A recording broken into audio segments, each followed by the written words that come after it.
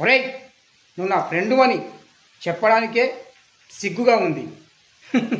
పెళ్ళాన్ని బస్ ఎక్కించి ఐదు నిమిషాలు కాలేదు, అప్పుడే ఇంటికి సెకండ్ సెటప్ను తెచ్చుకున్నావు. చెయ్యి, నీ మొహం నాకు చూపించకు. నువ్వు చేసినదంతా ఈ వీడియోలో రికార్డ్ చేశాను. నీ పెళ్ళాం వచ్చాక చూపిస్తాను, అప్పుడు నీకు విడాకులు ఇస్తుంది. చెయ్యి, ఏం జన్మరా నీది.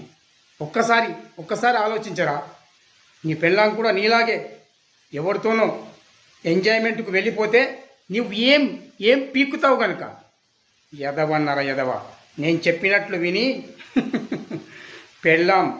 పెళ్ళాన్నే నమ్ముకో. పెళ్ళాం అంటే దేవత. నేను చెప్పినట్లు వింటే నీకు నేను మంచి విషయాలే చెప్తున్నాను.